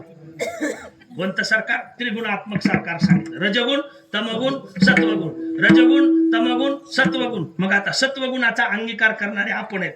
आपण शुद्ध सात्विक आहेत कारण आपण सत्वगुणाचा अंगीकार करतो. भजनानं आपल्याला सत्वगुणाचा अंगीकार आहे आणि भजन आपलं हे सत्वगुणातलं आहे म्हणून आपल्याकडे तामस वाद्य नाहीत, आपल्याकडे सत्वगुणी वाद्य आहेत. लावणी मृदंग मग आता सत्वगुणाचं चिंतन जर बघितलं तर महाराज म्हणतात याच्या पुढे सांगितलं या तिन्ही गुणाचा बाद झाला पाहिजे. रज तम सत्व तिन्ही गुणाचा बाद झाला पाहिजे आणि केला महाराज. ब्रह्म विष्णू महेश सामोरी बसले मला हे दत्तगुरु दिसले. आणि मग दत्तगुरु सुद्धा हरीशी जानोनी हरीच झाले. हरीशी जानोनी हरीच झाले. शुक याज्ञवल्क्य दत्त कपिल मुनी हरीशी जानोनी हरीच झाले. म्हणून आपल्याला सुद्धा महाराज म्हणते तुम्ही हरीला ओळखा आणि हरीच आहेत असं कळून घ्या. होऊ नका कारण तुम्हाला काही व्हायचं नाही कारण तुम्ही आधीचे.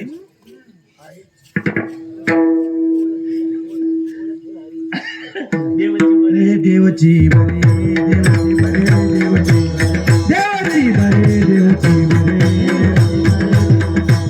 तुका मने घरे तुम्ही तुका मने घरे तुम्ही देवची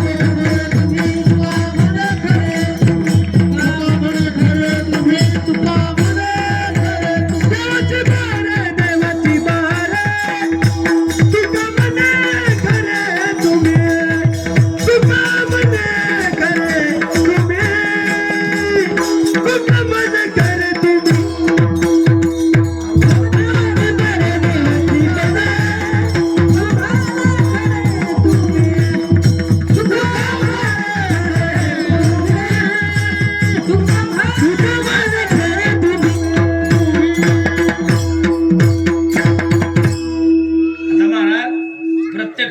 रामचंद्र प्रभूचं दर्शन करायचंय आपल्याला, कारण आता आपल्याला संपवायचंय.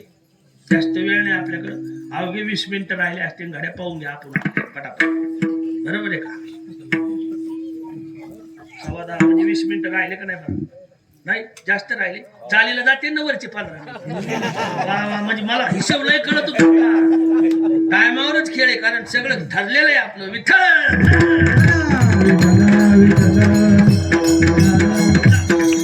लय नाही सांगायचं, थोडे आहे आणि चित्त सहाय्य. बरं आता बघा, तुमच्यामध्ये अयोध्येला कोण कोण जाऊन आलं? जाऊन आले. आपलं नाव काय महाराज? रामलालजी महाराज. तुम्ही अयोध्येला गेले, अयोध्येला मंदिर पाहिलं रामलल्लाचं. तुमचा धन्यवाद, तुम्ही भाग्यवान आहे. धर्माचं भूषण आहे आपल्या प्रत्येक माणसानं अयोध्येला गेलं पाहिजे. प्रभू रामचंद्राच्या भूमीवर रामलल्लाचं दर्शन केलं पाहिजे. पण आपण आता इथं अयोध्येला गेल्यावर मंदिर पाहिलं, रामलल्लाचं मंदिर पाहिलं. मंदिरात गेलतात? मंदिरात कोण आहे? रामप्रभू. बघा बरं का, मंदिरात गेलतात? मूर्ती रामप्रभू. हा, कोणाची? रामप्रभूची. मंदिर कोणाचं आहे? रामप्रभूचं. बघा, हा पुन्हा एकदा रिवर्स टाकतो, फर्स्ट घेतो. आपण अयोध्येला गेला, राग नका मानून बोलण्याचा. तुमचं अभिनंदन आहे, कारण तुम्ही अयोध्येला जाऊन आलात म्हणजे खरोखर तुम्हाला आस्था आहे, बरोबर आहे का? कारण तुम्ही कार सेवकामध्ये मोडलात, म्हणून धर्माचं भूषण आहे आपल्या. बघा, विषय असा, आपण मंदिरात गेला, मंदिरात दर्शन घेतलं. दर्शन कोणाचं घेतलं? प्रभू रामचंद्राचं. मंदिरामध्ये प्रभू रामचंद्र आहेत का? मूर्ती आहे. मूर्ती कोणाची आहे? प्रभू रामचंद्राची आहे. मंदिर कशाचं आहे? मंदिर पाषाणाचं आहे. नाही, मंदिर पाषाणाचं आहे, पण मंदिर कशाचं आहे? प्रभू रामचंद्राचं. पण मंदिरात प्रभू रामचंद्र आहेत का? नाही. मंदिरात काय? मूर्ती आहे. मंदिर कशाचं आहे? इतक्या मुद्द्या करता तुम्हाला इतकं बेजार केलं. मंदिरात काय? मूर्ती आहे. मूर्ती कोणाची आहे? रामलल्लाची आहे, म्हणजे प्रभू रामचंद्राची आहे, बरोबर आहे का? पण मंदिरात रामचंद्र प्रभू आहेत का मूर्ती आहे? मंदिर मूर्तीचं आहे का प्रभू रामचंद्राचं आहे? आणि मूर्ती प्रभू रामचंद्राची आहे, बरोबर आहे का नाही? आला का मुद्दा? आता तुम्हाला मंदिर पाहिलं तुम्ही, पण मंदिरामध्ये प्रत्यक्ष रामचंद्र प्रभू नाहीत, त्याची प्रतिमा आहे, म्हणजे मूर्ती आहे, आणि त्या मूर्तीमध्ये प्राण घातलेला आहे, बरोबर आहे का? म्हणून त्या मूर्तीमध्ये आता इथं प्रत्यक्ष परमात्मा आहेत, पण मूर्तीचं मंदिर आहे प्रभू रामचंद्राचं. आता आहे का? प्रत्यक्ष प्रभू रामचंद्राचं मंदिर दाखवतो. हे 3.5 हाताचं मंदिर आहे, हे 3.5 हाताचं मंदिर आहे, आणि ह्या मंदिरामध्ये प्रत्यक्ष रामचंद्र प्रभू आहेत. कोण सांगितलं? हरिपाठात पुरावा आहे. सर्व घाटी राम हे हरी एक. सर्व घाटी राम हे हरी एक. सर्व घाटी राम हे हरी एक. सर्व घाटी राम हे हरी एक.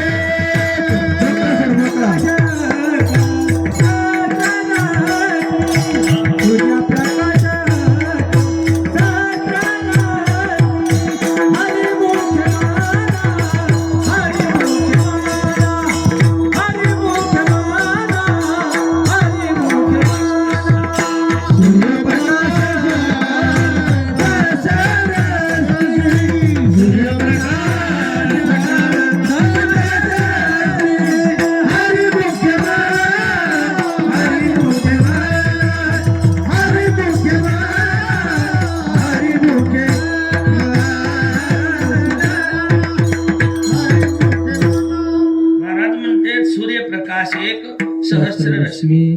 सूर्य किती? एक. सूर्याचे किरण किती? अनन्य. सूर्य किती? एक. सूर्याचे किरण किती? अनन्य. देव किती? एक. अंश अंशानं आपण किती? अनन्य. अंश अंशातून पूर्णत्वातून यायचंय आपल्याला. आपण अनेकातून एकात येणार आहे, आणि अनेकातून एकात येणं याला म्हणायचं परमार्थ. त्याचं नाव परमार्थ. आपण अनेकातून एकात येणार आहे, म्हणून म्हणले न करी रे संग राहे निश्चय लागोन येदी मळ. मग आता म्हणालो तर कशात? तर ममतेच्या मळात म्हणालो.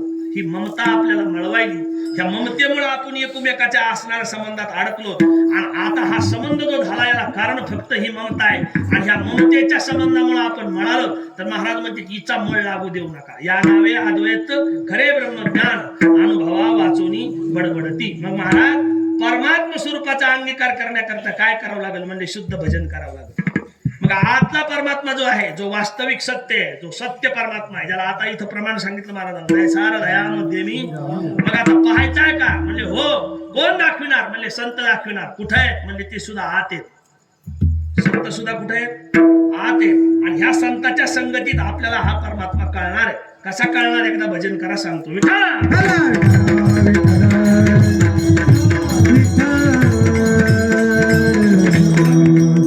आता महाराज म्हणले बाबा भजन करायचंय. भजन नेमकं कोणाला करायचंय? आता शरीर भजन करतं बाबा, आहे ना? शरीर भजन करतं. आता कृष्णा महाराज भजन करते म्हणावं तर कृष्णा महाराजाचं शरीर भजन करतं. कृष्णा महाराजाचं शरीर भजन करायला स्वतंत्र आहे का? आणि शरीराशिवाय भजन होतं का? नाही. कारण ह्या शरीराशिवाय भजन होत. आणि हे शरीर कोणतं कार्य करायला स्वतंत्र? अजून सोपं सांगतो, याच्यापेक्षा सोपं. सगळ्या कीर्तनात सांगतो, प्रक्रिया आज पुन्हा सांगतो. ऐका. आपल्या घरात पंखा असतो, आहे का नाही? वरचा छताचा पंखा. म्हणजे पंखा फिरतो का पंख्याला फिरविती? कोण? कोणाला? कोणत्या कोणत्या?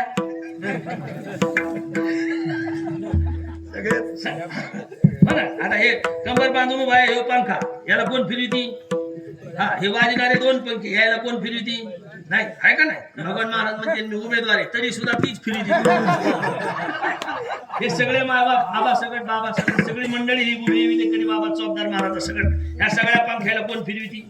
मग पंखा फिरतो म्हणून हवा येते. मग हवा पंख्याची का लाईनीची? हा हा हाजी, हवा पंख्याची का लाईनीची?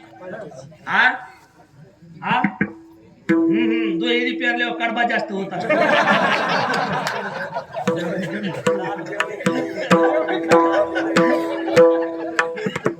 दोहीची नाही म्हणायची, दोहीची नाही म्हणायची. बघा, पंख्याला फिरविती कोण? विद्युत म्हणजे लाईट. ती फिरल्यामुळे हवा तयार झाली. हवा कोणाची? पंख्याची. पंख्याची हवा कोणामुळे? विद्युतमुळे. विद्युत वाजा केली तर पंखा आहे, पण हवा आहे का? मग पंख्यानं कालर टाईट करी जावा का? नाही ना. पण पंखे कालरीला हात लावित नाहीत का? कारण पंख्याला अजून कळालं नाही आपली हवा गेल्यावर काय होईल. एकदा ह्या झाकीत उगा हिंडत होतो माणसं, या अरे फुसकून निघून जाईल बऱ्या, फुसकून लय टाईम. मला सांगा, फुगा फुगला कोण? त्यानं उगत टामकणीच्या कशाला नादी लागायचं? त्याला लय जोर उड्या हाणायचा. कोणाला? मला मी जाईनच, मला जाय. गेला आणि फुसकून झाली. तोंड तर बांधलेलं होत, पण हवा कुंकून निघाली, कळाली का? नाही. मग लगेच पत्रिका आली. आपणास कळून अत्यंत दुःख होते की फुग्याची हवा हवा होती तोवर फुगा झाकीत होता का? म्हणतो त्याला वाटत होतं मी हे तर मैं होतो सब आहे, नाही तो कुछ नाही आहे. पण एकदा हवा गेल्यावर, जुन्या काळात अशी एक हिशोब होता. आता हे सगळ्याच्या घरावर DTS टीव्ही आल्या पहा. जुन्या काळात असे जर्मलच्या काड्याचे अंटीने होते मोठे मोठे, आणि ते उभा करायचे म्हणले की गावातले 10-5 माणसं बेजार व्हायचे. त्या तानाया उडू उडू, आणि संध्याकाळी लाईन आली की घर मालक फिरवायचा. आला आला आला, गेलं गेलं गेलं गेलं, आला आला आला, गेलं गेलं गेलं गेलं. आणि 7 वाजता एक मालिका त्या टीव्हीत लागायची. तिचं नाव होतं आपली माती आपली माती. दुसरे करीतच नसते खाली भाऊ.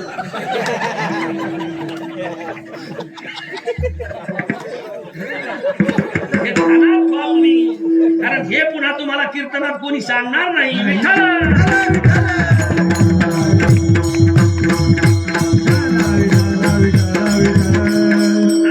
त्याचा माया इतका पक्का अनुभव कोणालाच नाही. खोटं आहे का मामा? हो. आपली माती, हे वाक्य ध्यानात ठेवायचं असं, दुसरे आपली माती करीत नसते. म्हणून जो रूप लाईन आहे तो रूप पंख्यानं चांगल्या जाग्यावर हवा हाणायची. कुठं हवा हाणायची? आणि आपली हवा आहे म्हणून झाकीत फिरायचं.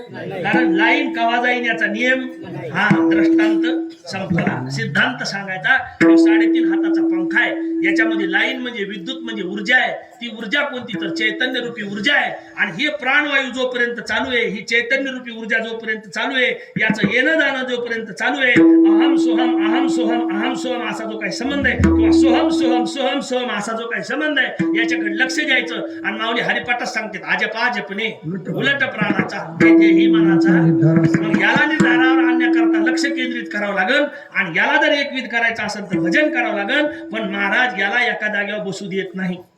कामून बसू देत नाही तर त्याला खटले 2 येत. कोणाला? मनाला खटले किती? म्हणून म्हणलं आटपाट नगर होत. फार वर्षापूर्वीची गोष्ट आहे. तिथे एक राजा होता. राजाला 2 बायका होत्या. फार वर्षापूर्वीची गोष्ट आहे. हे आटपाट नगर आहे. ह्या आटपाट नगराचा एक राजा आहे. त्या राजाचं नाव मनुराजा आहे. आणि त्या मनुराजाला 2 सुविध पत्नी आहेत. एकीचं नाव प्रवृत्ती आहे आणि दुसरीचं नाव निवृत्ती आहे. आणि घटकात हे प्रवृत्तीकडे जातं, विकल्पात येतं. निवृत्तीकडे आलं की संकल्पात येतं. प्रवृत्ती निवृत्ती संकल्प विकल्प असं सारखं कोणाचं चालू आहे? मनाचं. मग याला सारखं संकल्पावर जर ठेवायचं असेल तर ह्या मनाला आपल्याला सांगावं लागेल की मना आता दुसरं काही करू नको. आता फक्त भजन कर. कोणाचं भजन कर? तर रामाचं भजन कर. आणि रामाचं भजन करताना काय होईल? तर महाराज अभंगाच्या राम म्हणता रामच होई जय. राम रामच होई जय. राम होई जय. राम होई जय. होई जय. राम म्हणता रामच होई जय. राम म्हणता रामच होई जय. राम म्हणता रामच होई जय. राम म्हणता रामच होई जय. माझी मैत्रिणी पदवी घ्यायचे. पदी पैसोनी पदवी घ्यायचे. पदी पैसोनी पदवी घ्यायचे. पदी पैसोनी पदवी घ्यायचे. ऐसे सुखवचनिया. ऐसे सुखवचनिया. ऐसे सुखवचनिया. ऐसे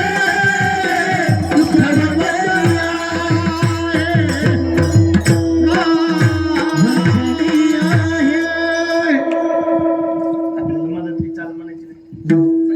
चला ऐका, झालं थोडं आहे. आता कुटाण झालं 8 तास घ्यायचे कार्यक्रम आहे. आता काय वसन काढायचं नाही, काय नाही 8 तास हाणायची आपली खणखण बाहेर निघायचं. लय मोठा ताण घ्यायचा. अभंगाचा सरळ स्पष्ट अर्थ खोला जाऊन सरळ सांगितला. ज्याला कळालं ते भाग्यवान, नाही कळालं ते त्याच्यापेक्षा भाग्यवान. कारण एकाच कीर्तनात कळाल्यावर तुम्ही बोलवायचे म्हणून डबल सांगायचं नाही. पण तरी सांगतो ऐका. कारण जिथं सांगताना जसं आता माऊली मृदंग वाजवायचे एक इकून का 2 इकून. भगवान महाराज अविनाश बुवा, आता तुम्हाला अविनाश म्हणू का भगवान म्हणू? कोणतं म्हणलं तर एकच आहे. भगवान तरी अविनाशच आहे, अविनाश तरी भगवानच आहे. विठ्ठल विठ्ठल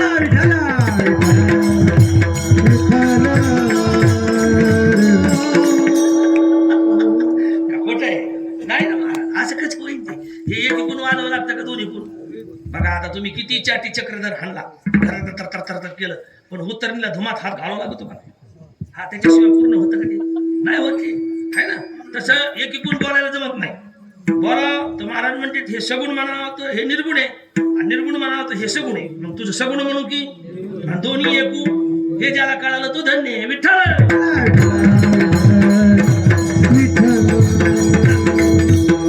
आपला बाबा मुद्दा इथून सुटला. आता मी इतकं काऊन दळायलो, मी येताना जात्याची टकई करून आणतो. अरे मला माहित होतं इथं दळण घेणारी माणसं बारीक ठोकर पाहते. हा कारण हिवळी गाव पुण्यभूमी आणि दैवताचे नाव प्रभू रामचंद्र विठ्ठल.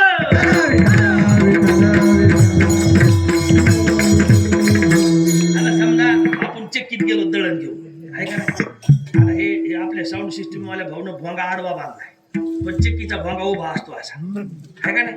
आणि मग दळण टाकलं भोंग्यात कशाच्या? चक्कीच्या. मग ज्याचं दळण आहे त्यानं बारीक ठोकर तपासावा का बाहेर बिड्यावडीत बसावं? कसं दळण समजा टाकलं, दळण टाकल्यावर खाली लोणी येत आहे. लोणी म्हणजे पीठ येत आहे. तिथं लिहायला असतं लोणी याच्या तिच्या तोंडावर राहिला असतो लोणी, ते लोणी येतं तिथं बारीक ठोकर तापासावा का बिड्यावडीत बसावा, बारीक ठोकर तापासावा. आता तुम्ही ही चक्की बोलवली लावणी, ह्या मायबाप भाज्ञानं दळण म्हणजे अभंग. आता मी दळायलो का भाडायलो हे कोणाला कळावं? म्हणून मला माहित होतं इथं बारीक ठोकर कळत आहे, म्हणून मी दळायलो. नाही तर येदूळ फुफुटाच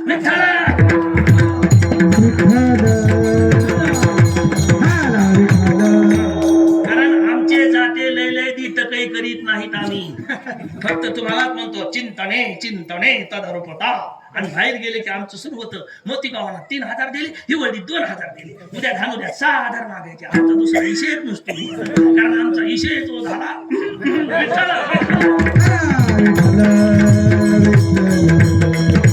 पण आज सांगतो मला, ज्या महात्म्याला गरज आहे, जे महात्मे वारकरी संप्रदाय टिकून ठेवले, त्या महात्म्याला उदार मनानं दक्षिणा द्या. त्याच्यात कंजूशाही करू नका.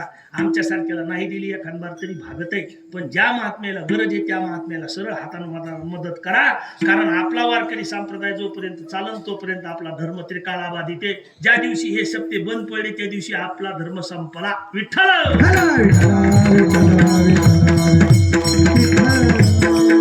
हे बोलायचं का म्हणून धर्माचा विषय म्हणून बोललो, पुन्हा मुद्द्यावर येतो. आता ऐका म्हणे, आता सगळा व्यवहार जसा आता माऊली आणि अविनाश महाराज मृदंग वाजवायले, बोल बोटात तयार होतो का वटात तयार होतो? वटात होतो.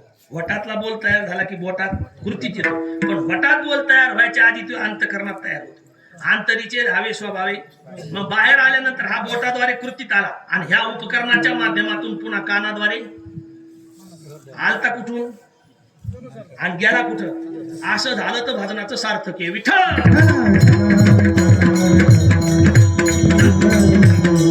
आता हे सगळा व्यवहार जर कळत असेल कोणाला तर मनाला कळतो. मनाद्वारे सगळा व्यवहार होतो. कोणताही विषय पदार्थ जर हाताळायचा असेल तर वृत्ती त्याला तिथपर्यंत नेती आणि गेल्यानंतर हे त्या विषय पदार्थाला हाताळतं. इंद्रिय आल्यानंतर सांगतो की त्या विषय पदार्थापर्यंत जा आणि त्या विषय पदार्थाचं हाताळणं होतं. सामन्याहून कोणाच्या? मनाच्या. मनाच्या अंकित किती इंद्रिय आहेत? 10 इंद्रिय. एका मनाच्या अंकित किती इंद्रिय? 10 इंद्रिय. मग आता एका मनाचा व्यवहार किती तोंडानं व्हायलाय? एका मनाचा व्यवहार किती तोंडानं व्हायलाय? 10 तोंडानं. 10 तोंड ज्याला आहेत ते कोण आहे? रावण लंकेत आहे, रामायणात एक आपणच आहे. दुसरीकडे कशाला पाहायचा? रावण दुसरीकडे पाहायचा. आता रावण राक्षस होते का ब्राह्मण होते? ब्राह्मण होते. मग रावणाला राक्षस म्हणल्या गेलं तर ते वृत्तीनं राक्षस झाले का खरंच राक्षस होते? मग आपली वृत्ती सध्या राक्षसी नाही का? मग आपण रावणाला बेकार म्हणी जावं का? आणि रावण खरंच बेकार होते का? आता हे वेदांत इतकं बारीक दळणं चाललंय आताच्या वेदांताचार्याकडून. हे दळण कोणी करून ठेवलेलं आहे? वेदांत शास्त्राच्या सूक्ष्मातल्या सूक्ष्म रुच्या. आता काही मंडळी कीर्तनात शिवतांडव म्हणायला लागलेत. हे शिवतांडव कोणी तयार केलेले? हे उपकार रावणाचे. तुम्ही माऊली भगवान महाराज तुम्ही मृदंग वाजवायत. हा मृदंग सगळ्यात पहिल्यांदा कोणी वाजविला? आधी महादेवानं वाजविला आणि नंतर रावणानं वाजविला. का वाजविला? तर भगवान महादेवाचे श्री भक्त अर्जुन आपलं रावण होते. रावण हे भगवान श्री महादेवाचे भक्त होते. रावण भगवान श्री महादेवाची एवढी पूजा करीत होते की दर दिवस कमळ आपसाला त्या भगवान शंकराच्या पिंडीवर अर्पण करायचे. नाही भेटलं तर 10 वेळेस शिरकमल कापून भगवान शंकराला अर्पण केलं. एवढी निष्काम भक्ती रावणाची होती. म्हणजे रावण बेकार होते का? पण आपल्याला एकीकूनच वाजवायची सवय आहे. विठ्ठल.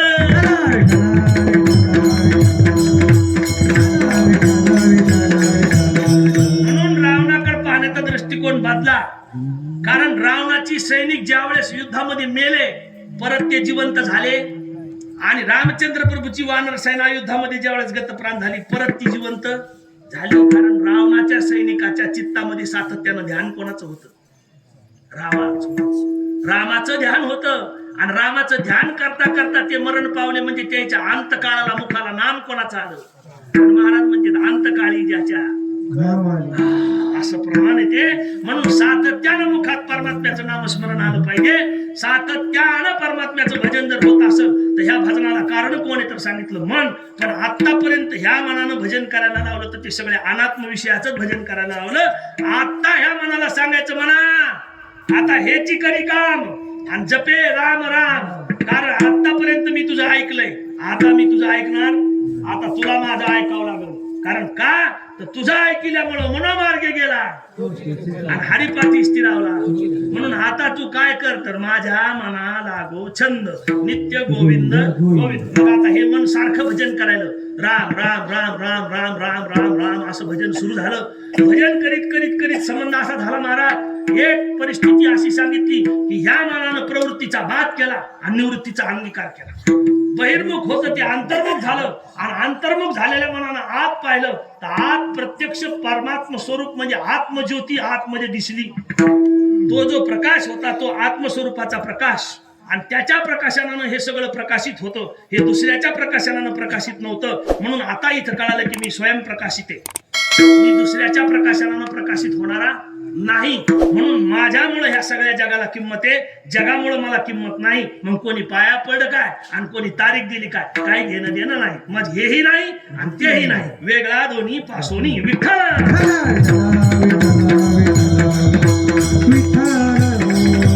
निश्चय होण्याकरता भजन लागतं. आणि ह्या भजनाचा संबंध जर बघितला तर महाराज म्हणते पहिला संबंध आला निवृत्तीशी आला. पहिला संबंध कोणाचा आला? निवृत्ती. मग आता निवृत्ती दादा जर बघितलं तर निवृत्ती दादा गुरु कोणाचे? प्रत्यक्ष ज्ञानोबा रायाचे. मग आता निवृत्ती दादाच्या संगती मला माझी भेट झाली कोणाची? तर आत्मस्वरूपाची. जी आत्मस्वरूपाची ज्योत होती तिला म्हणलं गेलं ज्ञान. मग ह्या ज्ञानाची ओळख कुणामुळे झाली? तर निवृत्तीनाथामुळं. वृत्ती कशी झाली? निवृत्त. निवृत्त झाल्यामुळे आत्मस्वरूपाची ज्योत ही ज्ञान. आता ह्या ज्ञानाला म्हणल्या गेलं ब्रह्म. आणि संत मालिकेचं चिंतन बघितलं तर ब्रह्म तो सोपान झाला. मग आता सोपान कोण? ब्रह्म. आता किती संत झाले? 3. निवृत्ती, ज्ञानदेव, सोपान. निवृत्ती, ज्ञानदेव, सोपान. आता चला पंढरपूरला, गोपाळपुऱ्यात एकच टाळी झाली. आणि मग तिथं हर्ष उल्हासामध्ये झालेलं जे भजन आहे त्या भजनामध्ये झालेली जी अवस्था आहे देहीची विदेही भोगू दशा. आणि मग तिथं ती अवस्था तिला म्हणायचं मुक्त. तिथं आल्या मुक्ताई आई साहेब.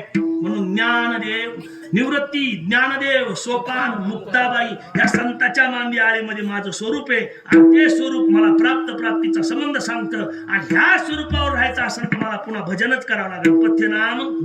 म्हणून वारकरी संप्रदायाचा सिद्धांत आहे की ज्या ज्या मंडळीनं हरीचं स्वरूप ओळखलं त्या त्या मंडळीनं परत हरीचंच भजन केलं पाहिजे. म्हणून सांगितलं वा जेने विठ्ठल मात्रा घ्यावी आणि तेने पथ्य.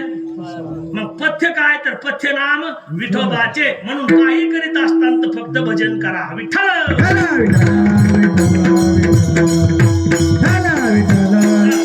अशा भजनाचा सिद्धांत जर बघितला तर महाराज म्हणते सारखं राम राम राम. कोण म्हणलं महाराज? तुम्हाला शबरीचा कथाभाग सगळ्याला माहिती आहे कारण तुम्ही रामायणामध्ये सगळे मंडळी तज्ञ आहेत म्हणून जास्त खोल बोलत नाही, वरून सांगतो. मातंग ऋषीच्या सागरावरून शबरी भजन करीत बसली. शबरीला मातंग ऋषीने सांगितलं शबरी इथं बसून भजन करायचं, ह्यात आश्रमात राहायचं, प्रभू रामचंद्र अवताराला येतील. हे सांगितलं कधी? दशरथ राजाचं लग्न झालं नव्हतं तेव्हा. असं गणित आहे. आपल्याला वाटतं 2 पंढरपूरच्या वाऱ्या केल्या की आपला सप्ताह झाला पाहिजे पंढरपूरला. विठ्ठल. तसं कसं जमते? नाही ना जमायचं. तसं जमायचं नाही. तुला दान महापुण्य इकडे नाही. महाराज म्हणजे जन्मोजन्मी आम्ही हे एका जन्माचं नाही, अनंत जन्माचे सुकृत बदली. हे एका जन्माचं नाही महाराज. म्हणून हे सहज नाही. शबरीला वैराग्य झालं होतं पण वैराग्याला तिथं भजनाची जोड लागत होती. म्हणून श्री गुरुच्या संगतीत मातंग ऋषीच्या सेवेनं प्रसन्न झालेल्या मातंग ऋषीनं सांगितलेलं वचन आविर्वचन तिनं मान्य प्रमाण ठरविलं आणि रामचंद्र प्रभूचं भजन करीत शबरी तिथं थांबली. प्रभू रामचंद्र आले, शबरीची भेट झाली. शबरी प्रभू रामचंद्राच्या पायावर डोकं ठेवून प्रभू रामचंद्राच्या स्वरूपाला म्हणजे प्राप्त झाली. राम म्हणता आता राम झाली म्हणजे रामच होती. ती कोण होती? रामच होती. म्हणून म्हणजे पदी बैसोनी विठ्ठल.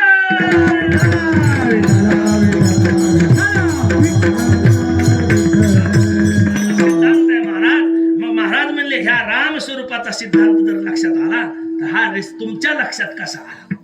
बघा ह्या राम स्वरूपाचा सिद्धांत लक्षात आल्याच्या नंतर अजून काय करायचं? तर महाराज म्हणले आता काही करायची गरज नाही. कारण आता मी करता नाही असं लक्षात आलं. मी करता नाही याचं प्रमाण मग पुन्हा गोवी सांगा. हे मदस्तव झाले परी मी नाही केले, ऐसे जेणे जाणिले तो सुटला का त्याची सरली. झाला सफल हरी आला हाता मग कैची हा एकदा बाईनं घरच्या लोकायला ओळखिलं आणि नवरा हातात घेतला की ती बांध्या घराला मोकळं सोडून देते ध्यानात धरीत नाही महाराज म्हणते नवरा आला हातात आणि मग बाकीच्या याची काय चिंता तसं जगाचा मालक आपल्या हातात आला हरी आला हातात मग या जगाची काय चिंता करता मालकच आपल्या हातात आहे आपल्या हातात आहे का आपणच मालक आहे आपणच सत्ता दिसेल म्हणून महाराज प्रमाण म्हणाले पुरे आता नको तुझी याची सत्ता ऐसे कलिगा पांडुरंगा आणि शुद्ध रंग वावे रंगा विठ्ठल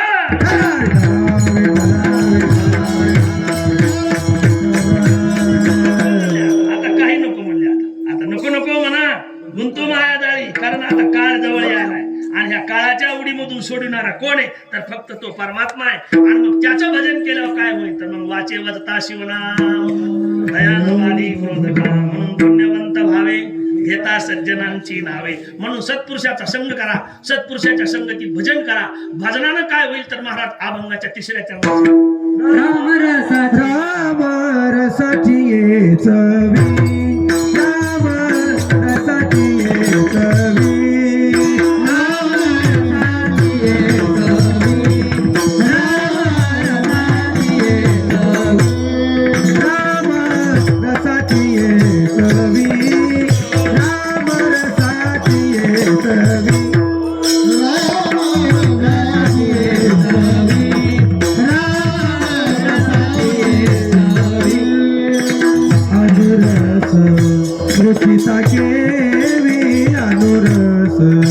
रुचिता केवी ऐसे सुख वचनी आये ऐसे सुख वचनी आये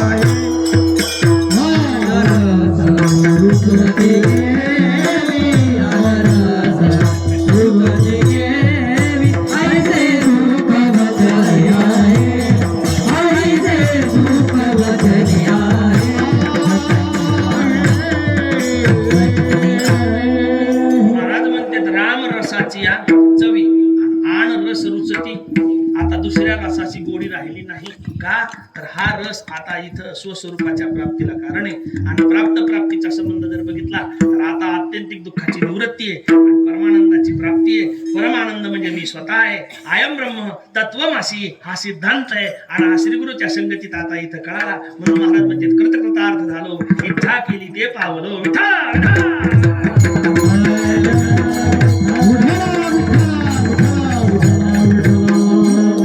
हुशार महाराज ऐकणारी मंडळी हुशार असते कारण महाराज गावात म्हणले प्रभू तुम्ही महेशाच्या मूर्ती मी दुबळा अर्चित असे भक्ती म्हणून महाराज ऐकणारी मंडळी ही सक्षम चाणक्ष बुद्धीची आहे आणि प्रत्येक मनुष्य हा परमात्म स्वरूप आहे हा सिद्धांत आहे आयसा ज्याचा अनुभव आणि विश्वदेव सत्यत्वे म्हणून प्रत्येकाच्या ठिकाणी देवत्व पाहावं संताला गाढवात देव दिसला कुत्र्यात देव दिसला आपल्याला माणसात देव दिसला पाहिजे अशी संताची तळमळे म्हणून माणसामध्ये देव पाहण्याचा सिद्धांत वारकरी संप्रदायाचा आहे इथं कोणी कोणाहून लहान नाही कोणी कोणाहून मोठं नाही समतेचा अधिकार देणारा वारकरी संप्रदाय एक क्षत्रिय अंमल धर्म मंडपामध्ये इथं आहे आणि हा सिद्धांत पाहत असताना जगद्गुरु तुकाराम महाराज म्हणाले हा सगळा अनुभव मी पाहिलाय का तुका म्हणायचा पुण्य सांग तुका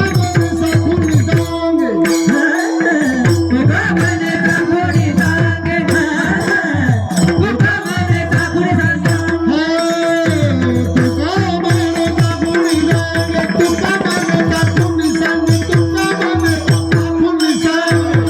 तुका म्हणायचा पुण्य सांग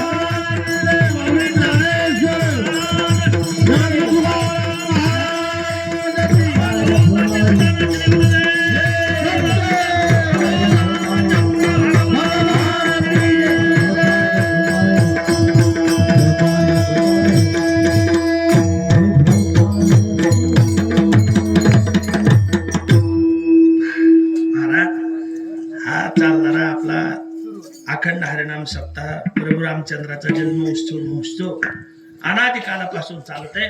ह्या वर्षी विशेषणानं पूर्ण आपल्या हिवर्डी ग्रामस्थ सर्व तरुण मंडळीचं विशेष सहकार्य आणि तुम्ही सगळ्या अनुभवी मंडळीचं विशेष मार्गदर्शन त्यांच्या पाठीमागे आहे. उदार दानशूर मंडळीचं असणारं दातृत्व आहे. त्याच्यामध्ये अन्नदान आहे, आर्थिक मदत आहे, शारीरिक बौद्धिक सगळे श्रम करणारी मंडळी आहे.